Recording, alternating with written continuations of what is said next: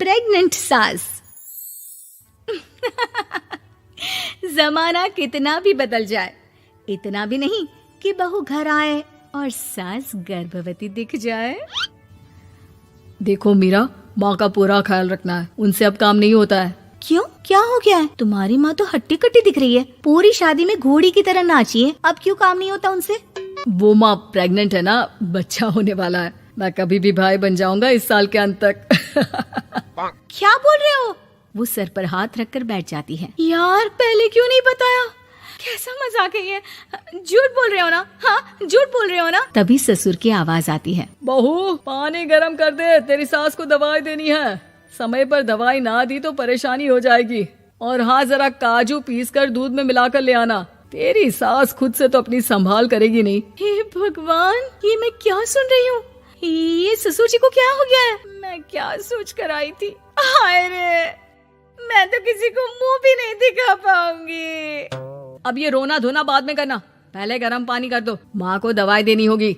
और हाँ, रात को माँ के पैरों में तेल लगा देना। बहू को गुस्सा आ जाता है, वो बड़बड़ करती किचन में जाती है जहाँ उसका ससुर खड़ा होता है। एक बड़ी जिम्मेदारी है हम सबके सर ऊपर। इस उम्र में माँ बनना खतरे से खाली नहीं होता। हाँ हाँ पता है, तो क्यों बन गई माँ? अरे खतरे से कम नहीं है तो क्या जरूरत थी लल्ला पैदा करने की? कैसी बात कर रही हो बहू? क्या तुम खुश नहीं कि घर में एक नया मेहमान आएगा, छोटे छोटे पैरों से पूरे घर में घूमेगा? पिताजी, ये हाथ जोड़े आपके, आप यहाँ से जाओ। ये शायरी बाद में बताना, अभी मैं पानी गरम करके थर्मस में दे देती हूँ। सारा दिन पिलाते रहो गरम पानी। और हाँ, ये बच्ची की बात बार बार मुझसे कोई नहीं करेगा। बहू का पारा अब चढ़ा ही रहता था। वो काम तो सारा करती, लेकिन किलस किलस कर। मीरा सारे काम से फुर्सत पाकर बैठी होती है कि माँ का फोन आ जाता है। बेटा, बहुत बड़ी जिम्मेदारी है तेरे सर पर, अच्छे से निभाना। ससुराल में हर किसी को खुश रखना वैसे तो मुश्किल है, लेकिन भगवान ही हिम्मत देता है बहू को हर कुछ सहकर सबको खुश रखने की। क्या बड़बड़ किए जा रही हो माँ? जानती भी हो कि यहाँ क्या चल रहा है?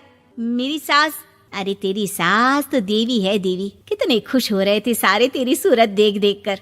पता नहीं जैसे बहू नहीं कोई मन मांगी मुराद मिल गई हो उन लोगों को। अरे बात तो पूरी सुनो। मन मांगी बुरा तो पूरी हुई है। अरे मेरी सास को बच्चा होने वाला है, प्रेग्नेंट है वो। क्या बकवास कर रही है मीरा? ये बात किसी को कहना मत। मुझे तो बता दिया, लेकिन अब अपनी जबान सिल ले। कहाँ है तेरी सास? बात तो करा मेरी। पूछू जरा, पोता पोती खिलाने की उम्र में खुद का बच्चा खिलाने का शौक कहाँ से आ गया? और आया भी तो बताना तो चाहिए था। अब क्या नाक कटाने के लिए हम लोगों से रिश्ता जोड़ा है? रुक, तेरे पापा से बात करती हूँ। मीरा फोन रखकर लेट जाती है। वो एक सपना देखती है कि उसकी गोद में एक बच्चा खेल रहा है। भाभी की गोद में कितना खुश दिख रहा है ना? लग ही नहीं रहा कि भाभी है। मैं तेरे लिए क्या लाया हूँ, सोने की बालियाँ। तेरी शादी में तो मैं बुढ़ा हो जाऊंगा ना। अरे कैसी बात कर रहा है बेटा, इसकी जिम्मेदारी तो तू ही लेगा। हम लोगों का तो कोई भरोसा नहीं, कब ऊपर वाला उठा ले। बहू को सास को देख देख कर गुस्सा आ रहा था। तभी वहाँ पड़ोसन आ जाती है। अरे बहू, तुझसे तो पूछने से भी डर लगता है कि कब खुशखबरी सुना रही है। अब तो अपनी 1 महीने की ननद की ही जिम्मेदारी संभाल ले, बहुत है। अपने जेवर भी रख देना और पैसे भी जमा करना शुरू कर दे। वो बात आगे बढ़ाती उससे पहले ही बहू जोर से चिल्लाकर उठ जाती है। नहीं नहीं नहीं नहीं, मैं अपने जेवर किसी को नहीं दूंगी। अरे कौन ले रहा है तुम्हारे जेवर? तुम औरतें भी ना सपने में भी जेवर ही संभालती रहती हो। मैंने जो सपना देखा है ना, सुनोगे तो होश उड़ जाएंगे। अच्छा, तुम अपना सपना बाद में बताना, पहले मेरा सुनो। कल मैंने इतना अच्छा सपना देखा, इतना अच्छा सपना देखा कि अगर वो पूरा हो जाता है ना तो मैं तुम्हारे लिए रानी हार बनवा दूंगा। बहू अब सारे गम भूलकर पति का सपना सुनने में लग जाती है।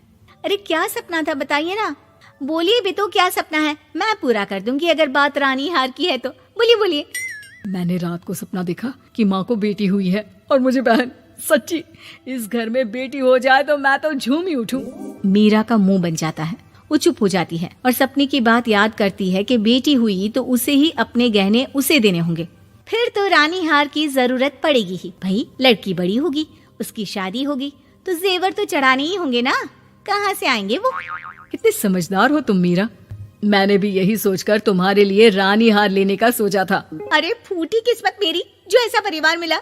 मेरे पापा की तो मैं अभी क्लास लगाती हूँ, जो सब जानते हुए भी ऐसे परिवार में मेरी शादी कर दी।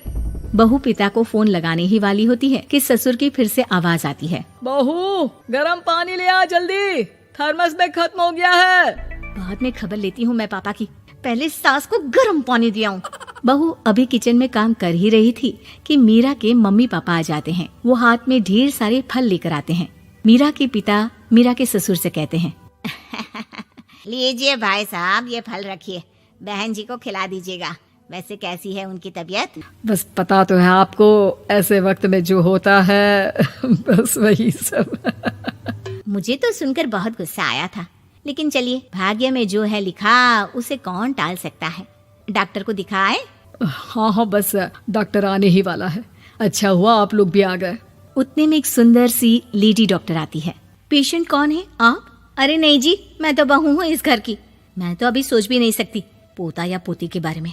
अभी तो मेरी सास ही। अरे चुप हो जाना, देख तो ले, डॉक्टर है ये, किसी के भी सामने गुस्सा फोड़ देती है। डॉक्टर कमरे में जाती है और थोड़ी देर बाद बाहर आ जाती है। पीछे से सास भी निकल आती है।